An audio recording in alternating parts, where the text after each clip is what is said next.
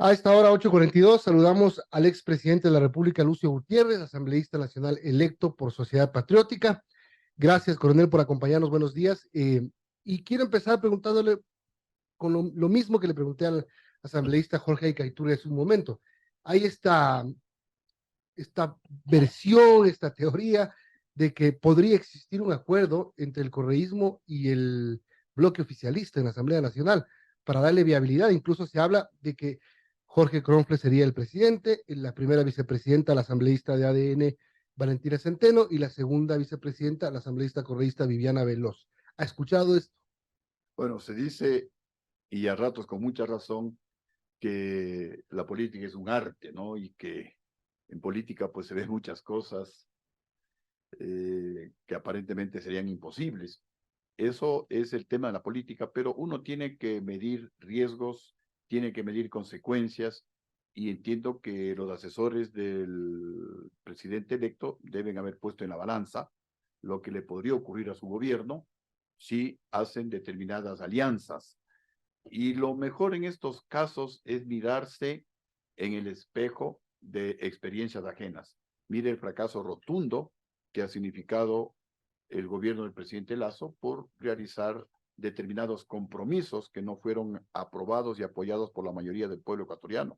Uno nunca debe olvidar que si ganó el actual presidente Guillermo Lasso y el presidente electo Daniel Noboa fue por el anticorreísmo. Entonces hay que responderle a esa opinión, a esa decisión, a esa muestra del pueblo ecuatoriano a través de los votos, lo cual pues podría comenzar siendo un error si es que el presidente únicamente pues hace alianzas con determinadas bancadas cuando podría conversar con el resto de bancadas que existen en el país. Nosotros hablamos de, ojalá, idealmente pensando en conformar una super bancada de 138 asambleístas. Los 137 asambleístas propiamente dichos, más el colegislador que es el presidente de la República. Si este sueño sería realidad, el país cambiaría en 4 o 5 meses porque podríamos aprobar todas las reformas que el país necesita para generar empleo, para combatir la delincuencia y combatir la corrupción, que son los enemigos más letales que actualmente tenemos en el país. Pero digamos que ese sueño suena utópico inclusive en este país, porque como usted mismo describe aquí en la política, las cosas menos pensadas pueden pasar. Digamos que no pasa eso, pero que pasa que dejan el correísmo solo, tiene 51 votos ahorita, eh, y el otro lado hace una gran alianza para viabilizar y darle gobernabilidad al presidente. Están trabajando en eso.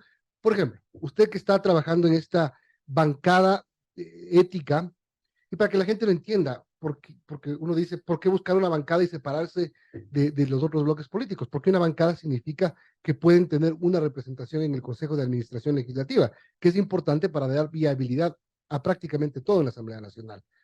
¿Han conversado con el bloque oficialista, por ejemplo? No hemos conversado, al menos no conozco que hayan invitado al vocero actual de nuestra bancada, pero más allá de ese sueño de armar una super bancada, o más allá de tener una bancada, lo importante es la predisposición que debemos tener todos los asambleístas de cumplir con nuestra misión fundamental. El pueblo nos eligió para fiscalizar y para legislar.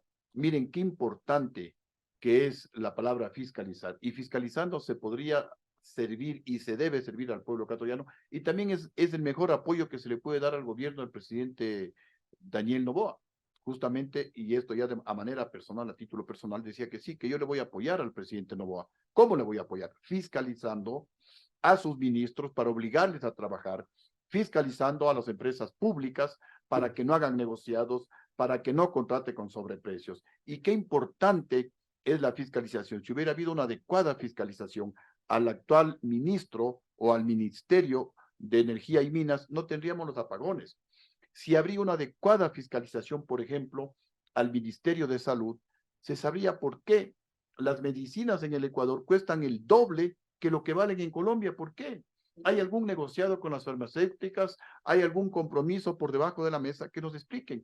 Y para eso vamos los asambleístas, para mejorar la, eh, la vida, la tranquilidad, la paz de los ecuatorianos.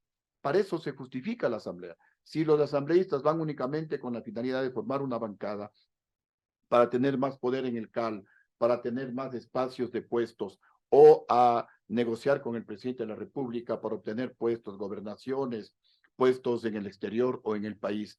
Entonces, pues, el Ecuador no va a caminar. Ayer discutíamos en un foro parecido a este, en que en mi gobierno dejamos la producción de petróleo de 370,000 que yo me hice cargo, en 550,000 barriles diarios de petróleo, en una proyección de llegar a 1 millón de barriles diarios de petróleo.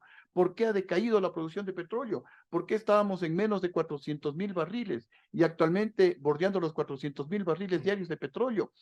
Esto con una adecuada fiscalización se podría corregir, porque el problema es que los gobiernos y los ministros no se dedican a trabajar, a servir al pueblo ecuatoriano, sino a hacer negocios, a vender el petróleo a dedo, a hacer negociados, y por eso muchos están investigados, otros sancionados, algunos inclusive presos, especialmente en los Estados Unidos. Así que ese es el compromiso que al menos yo, como Lucio Gutiérrez, me comprometo ante el pueblo ecuatoriano a fiscalizar y de esa manera cumplir con mis electores y cumplir con el país.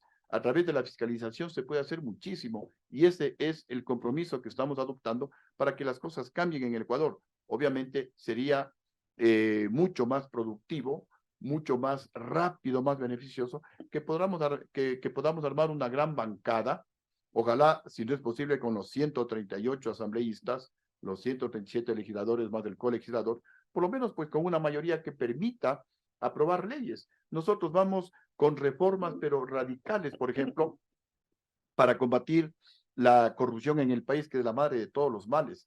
Cadena perpetua. Algunos lo ven muy duro, pero habrá que reformar lo que tengamos que reformar, perdón, dentro de la Constitución. Habrá que rever los acuerdos internacionales, pero tenemos que realizar cambios radicales en el Ecuador. Y a todo político que se robe el dinero del pueblo ecuatoriano, cadena perpetua. A todo fiscal o juez que extorsione al pueblo, que pida dinero para dejar en libertad a un delincuente, cadena perpetua. A todo sicario, a todo violador de niños o de niñas, cadena perpetua. Y todos los presos tendrán que trabajar para pagar por la comida y para que se rehabiliten, de tal manera que cuando salgan en libertad lo hagan para trabajar y no para robar. Y la idea no es llenar las cárceles, como alguien podría pensar, de gente condenada a cadena perpetua. La idea es que con esta decisión radical, que los que van a cometer un delito tengan la certeza de que, por ejemplo, un político si roba, tendrá que devolver la plata para acogerse a la actual legislación, o si no se queda en cadena perpetua, es decir, no va a disfrutar del dinero robado. Entonces, ¿para qué robar? Igual un juez fiscal, si es que pide dinero, si es que extorsiona a los ecuatorianos, tendrá que devolver ese dinero y acogerse a la actual legislación penal o quedarse en cadena perpetua. Y lo propio, un sicario, un violador tendrá que meditar profundamente antes de cometer este delito, porque si lo hace, ya no habrá que la posibilidad de negociar con el juez, de comprarle al juez, porque se quedará en cadena perpetua. Es que realmente indigna lo que sucede en el Ecuador. Gente condenada a 35 años de cárcel por matar a 5 a 6 personas, salen libres antes de completar los 5 años. O personas condenadas a 8 años de cárcel y a devolver 8 millones de dólares, no devuelven un solo dólar y salen en libertad. Entonces, ecuatorianos, ha llegado el momento de tomar grandes decisiones. O queremos un cambio radical, o nos miramos en el espejo, por ejemplo, de Singapur, que hace 50, 60 años era más pobre que el Ecuador, más corrupto que el Ecuador. Adoptaron la decisión de pena de muerte para los políticos ladrones, y ahora Singapur es uno de los países con mayor bienestar y más ricos del mundo, con un estatus de vida superior inclusive al de Estados Unidos. Así que yo les invito al pueblo ecuatoriano a tomar decisiones. O vamos por estos cambios radicales para sancionar a los pocos delincuentes de cuello blanco que tenemos en el Ecuador y a los otros, o el Ecuador se sigue hundiendo en este pantano que cada vez nos inmoviliza más. Son las 8:52, estamos hablando con Lucio Gutiérrez, asambleísta nacional electo. Lucio, esta reforma que usted plantea y que ha mencionado, ¿no tomaría mucho tiempo? ¿No requeriría de un debate más amplio que solo estos 18 meses que tiene el legislativo con este periodo? Por eso es lo que hablo de ojalá, idealmente, utópicamente, si se quiere, aunque la utopía sirve por lo menos para orientar el esfuerzo de tener una mega bancada de 138 asambleístas. Si eso no es posible, ojalá se podría tener una mayoría de sobre 70 asambleístas para aprobar estas reformas. Por eso el tema es ponernos a meditar profundamente. ¿Queremos cambios o queremos Ahora, que la vida siga como hasta ahora, con delincuencia? Los delincuentes son los que ponen la agenda de seguridad en el país desde las cárceles. Tenemos un presidente con tanta inacción, con tanta ineptitud.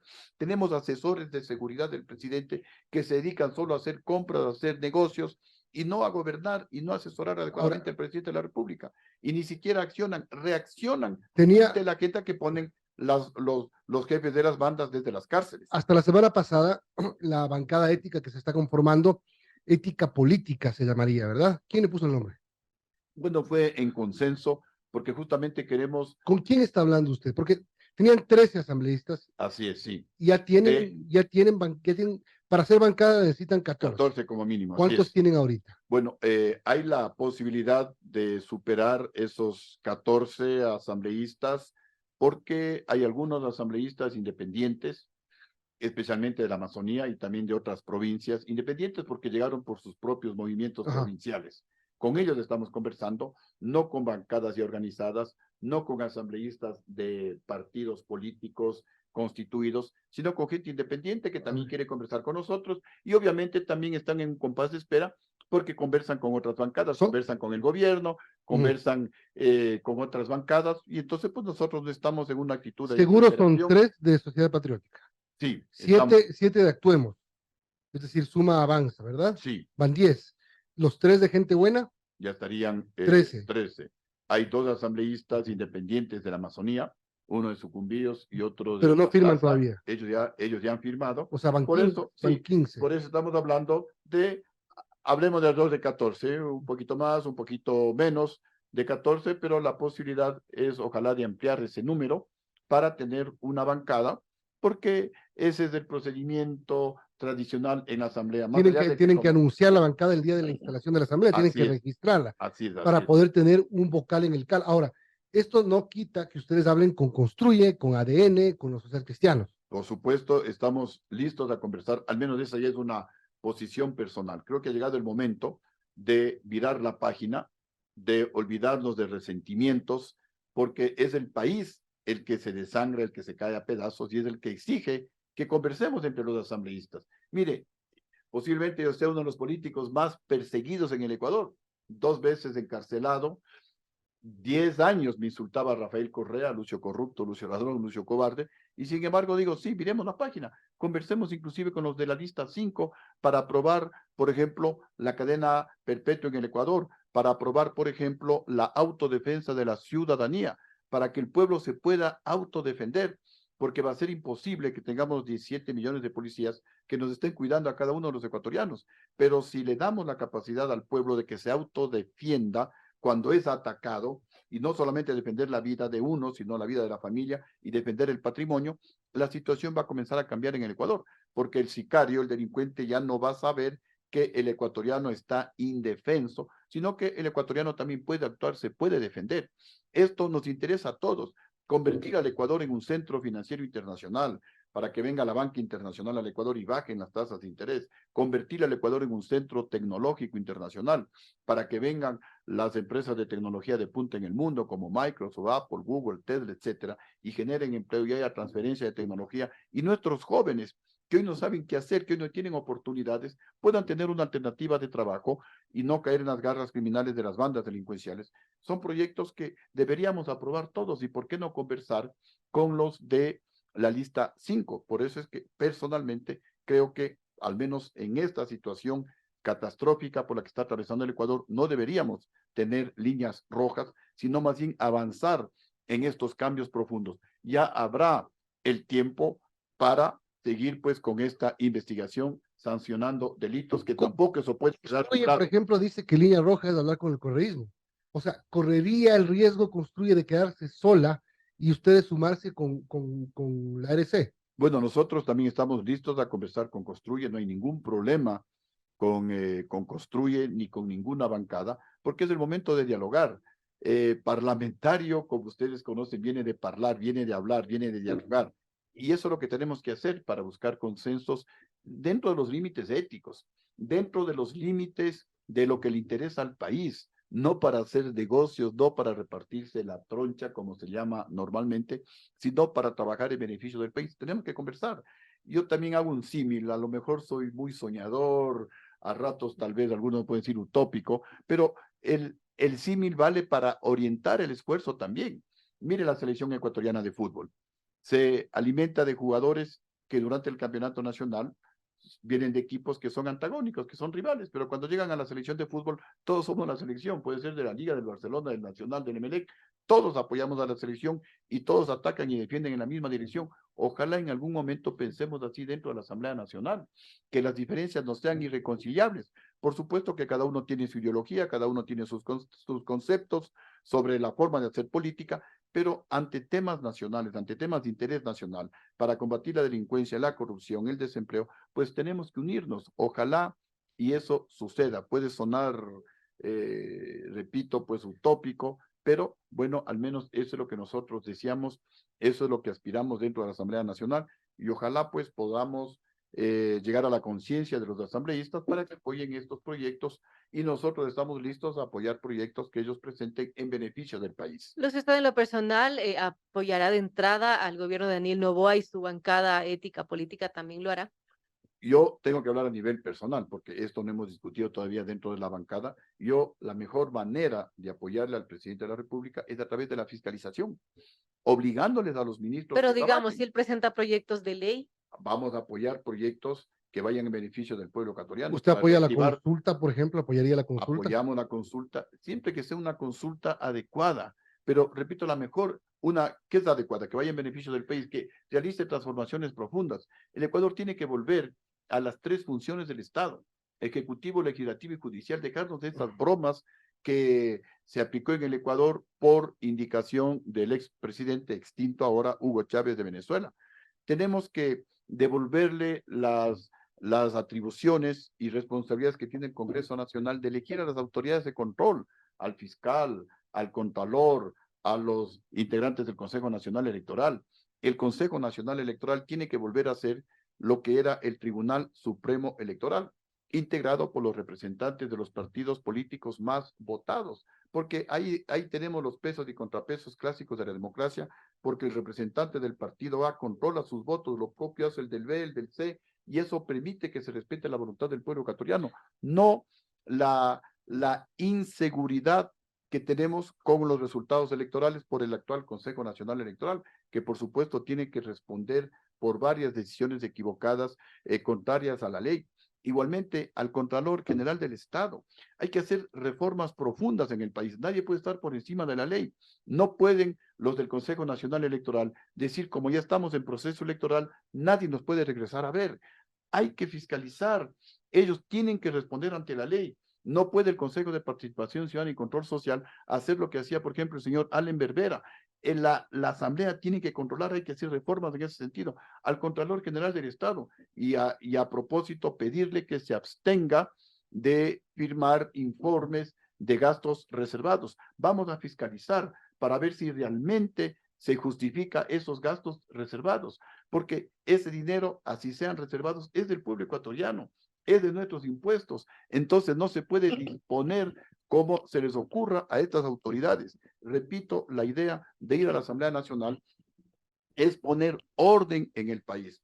Nadie puede estar por encima de la ley, todos tenemos que responder a la ley, porque cuando comenzamos a hacer lo que se nos ocurre, el país se vuelve una selva en la que no hay ni Dios ni ley. Y nosotros pues queremos, como le digo, ir con nuestro aporte para generar paz, generar tranquilidad, generar orden, para que las cosas comiencen a caminar de mejor manera, porque nos ven en todo el mundo, ven esas peleas que hay en el Consejo de la Judicatura, ven lo que sucede en el Consejo de Participación Ciudadana y Control Social, y todo eso aleja la posibilidad de inversiones productivas que generen empleo. Y si no hay empleo, la situación social se agrava, y si hay desempleo, aumenta la pobreza, y la pobreza pues es el caldo de cultivo para los carteles de la droga y para las bandas delincuenciales. Bien. Tenemos que trabajar en todos los sentidos y para eso tenemos que unirnos, ¿no? Y Ya, conversar no es malo y estamos dispuestos a conversar con todos los asambleístas, porque para eso fueron electos por el pueblo ecuatoriano, pero siempre dentro de los límites éticos,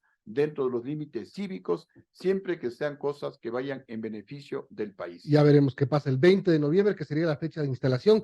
Gracias, Coronel Lucio Gutiérrez, asambleísta nacional electo por Sociedad Patriótica, que va trabajando en la conformación de esta bancada ética política.